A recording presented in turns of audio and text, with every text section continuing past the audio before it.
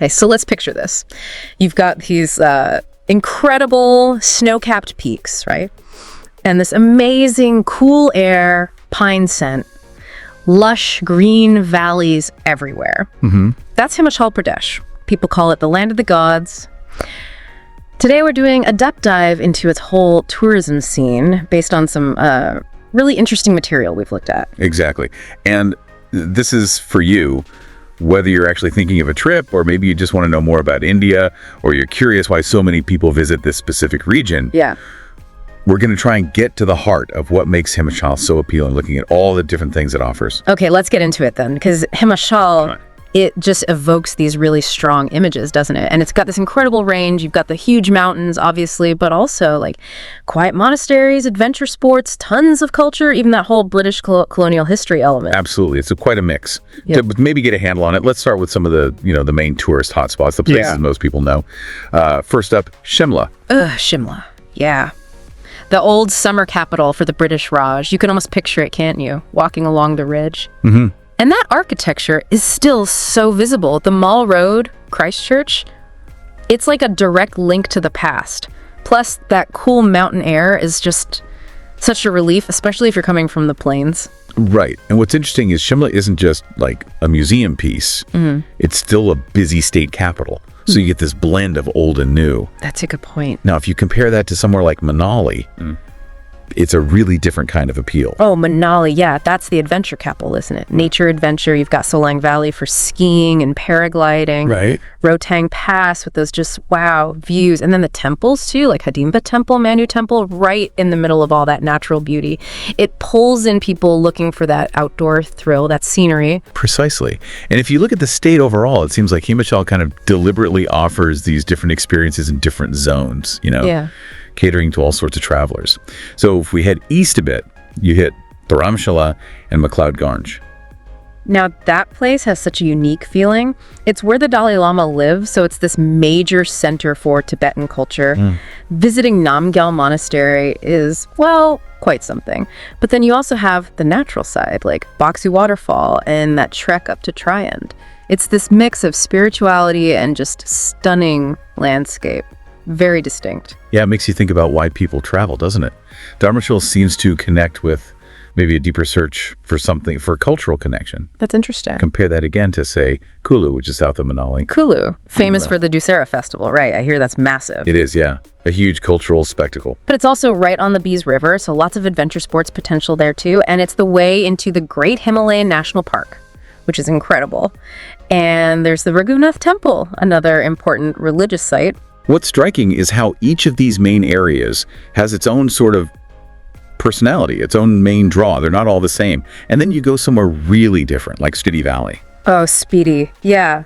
That high altitude desert landscape. It's so stark and dramatic, almost otherworldly. Totally. It definitely attracts a different sort of visitor, I think. Maybe someone looking for quiet, for that raw connection with nature, and this spiritual side too, Key Monastery, Tabo Monastery, Chandratal Lake. It feels like another planet almost. It does. And that remoteness, that's part of the appeal, isn't it? Yeah. That feeling of escape, of finding somewhere relatively untouched. Definitely. And then finally in this kind of quick tour, you've got Dalhousie and Kajiyar. Right. Those have more of that classic colonial hill station vibe, don't they? Pine forests, meadows. And Kajiyar Lake, the mini Switzerland of India. Yeah, that's the nickname. It is very picturesque. Yeah. And Kalatop Sanctuary nearby for like peaceful walks in the woods. So you can really hear the variety just in those main spots. That's clearly a huge strength for Himachal's tourism. Absolutely. Yeah. And beyond just the places themselves, there's this massive focus on adventure activities, which brings in a whole different crowd. Oh, yeah, for sure. If you want an adrenaline fix, Himachal's definitely a place to look. We're talking trekking, right? Routes like Triand, Hamta Pass, and then the really tough ones too, Pin Parvati, Kinnar Kailash for the serious trekkers. And water sports people have options too, with river rafting on the Bees and Sutlej rivers. And then there's paragliding, beer billing. You mentioned it earlier. Yeah. Apparently the conditions there, the thermal currents are just perfect. It allows for these really long flights, which is why it's known as like one of the best spots in Asia. People come from all over the world. Wow, one of the best in Asia. That says a lot. And winter sports too. Solang Valley again, Narkonda for skiing, plus camping, mountaineering up in the Hal Spiti and around Manali. It's a proper adventure playground. It really is. And all this adventure stuff sits alongside the state's really deep religious and spiritual side. Oh, absolutely. The number of important temples is just, well, huge. Naina Gavi, Jwalaji, Chinpurni, Bhimakali. Major pilgrimage sites for many Hindus. Exactly. And the monasteries we touched on, Tabo, Ki, Tankar in Spiti, Namgyal in the Ramshila, they're living centers of Buddhist practice and learning, plus other pilgrimage spots like Manamahesh Lake or Walsar Lake. They hold deep meaning for thousands. So it really covers both ends of the spectrum, the thrill seeker and the spiritual seeker. But there's also the cultural tourism aspect, which is pretty rich too. Yeah, and what's nice is that the local Himakali culture feels quite accessible.